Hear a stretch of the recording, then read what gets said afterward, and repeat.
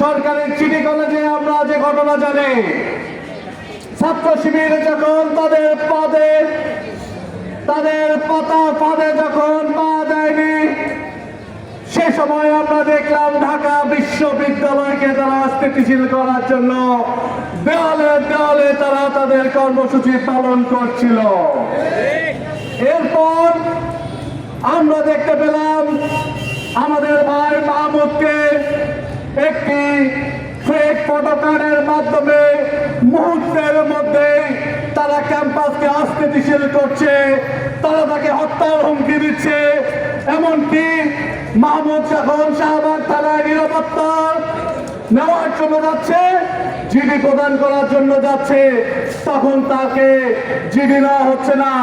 এমনকি থানা পুলিশ ছাত্রদলকে জানিয়ে ছাত্রদলকে থানায় নিয়ে যে আমরা দেখলাম ছাত্রদল যখন আমাদের শিক্ষার্থীদের উপর হামলা চালাচ্ছে, তখন পুলিশ প্রশাসনের কোনো রোল নেই। সেই সময় আমরা বিসিকে, প্রক্টরকে, বিশ্ববিদ্যালয় প্রশাসনকে যখন ফোন দিচ্ছি, নক দিচ্ছি, তারা এক অদ্ভুত নীরবতা পালন করছে। আমরা বুঝতে পারছি না দেশের সর্বোচ্চ স্থান থেকে শুরু করে পুলিশ প্রশাসন থেকে শুরু করে বিশ্ববিদ্যালয় প্রশাসন একদম নীরব ভূমিকা পালন করছে। তারা কি চাচ্ছে? ছাত্রদলকে ক্ষমতার সাথ দেওয়ার জন্য সারা বাংলাদেশের সকল শিক্ষার্থীদেরকে নিরাপত্তা বিঘ্নিত করার জন্য বিগত 17 বছর মতো ছাত্র শিবিরকে উন্মানুষ বানিয়ে আবারও হত্যাকাণ্ডের মাধ্যমে উন্মানুষে পরিণত করে এই বাংলাদেশকে নিশ্চিত করার চলন্ত করছে।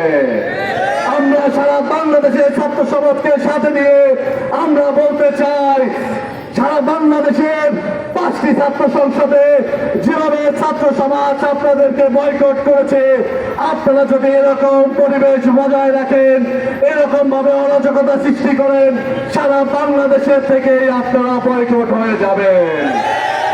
সেই লক্ষ্যে সামনে রেখে আপনারা যদি এগিয়ে যান, ছাত্র শিবির সারা বাংলাদেশের মানুষের সমর্থন লাভ করবে এবং আপনারা বাংলাদেশ থেকে হারিয়ে যাবেন।